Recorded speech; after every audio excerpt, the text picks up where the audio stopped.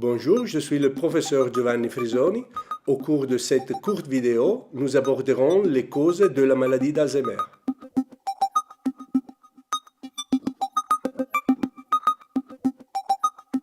La maladie d'Alzheimer se développe parce qu'à un certain moment de la vie, une substance toxique s'accumule dans le cerveau. Son nom est bêta-amyloïde et elle a un effet nocif sur la vie des neurones. Par analogie, on peut penser au cerveau comme à une voiture qui produit normalement des substances qui sont éliminées par un ensemble de mécanismes physiologiques. Le malade d'Alzheimer est une personne qui, à un moment donné de sa vie, ne parvient plus à éliminer la bêta-amyloïde.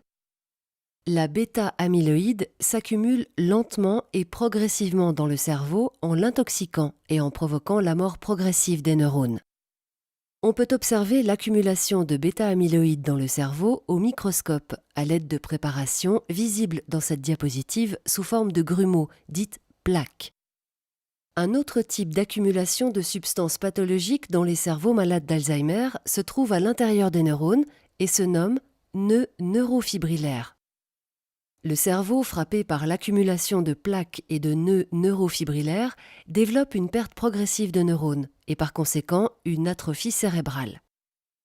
Un des acquis les plus importants ces dernières années est d'avoir compris que l'accumulation de bêta-amyloïde, c'est-à-dire le début de la maladie, ne se situe pas en âge avancé, mais entre deux âges, autour des 40-50 ans, soit plusieurs années avant que les premiers symptômes ne se développent. Cette accumulation est asymptomatique. Cela signifie qu'elle n'entraîne aucun trouble pendant de nombreuses années, 20, 30 ou même 40 ans, jusqu'au moment où, ayant dépassé un certain seuil d'accumulation de bêta-amyloïde dans le cerveau, l'individu commence à souffrir de légers troubles de la mémoire, qui restent isolés pendant 2, 3, 4 ans, sans produire de problèmes spécifiques dans la vie de tous les jours. Mais par la suite, avec l'accumulation progressive de bêta-amyloïde, la personne commence à avoir du mal ou n'arrive plus du tout à accomplir des activités normales de la vie quotidienne, comme par exemple aller au bar avec des amis ou maintenir la maison en ordre, préparer les repas, etc.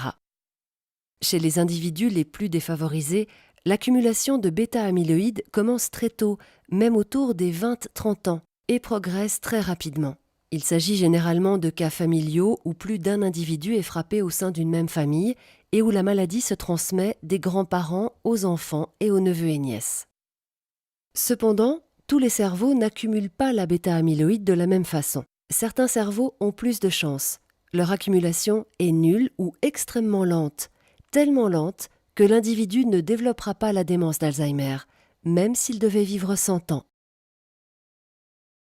Vous pouvez visionner l'ensemble de nos vidéos en cliquant sur les signets situés en haut à droite. Sinon, vous pouvez me contacter à l'adresse qui s'affiche en bas de l'écran.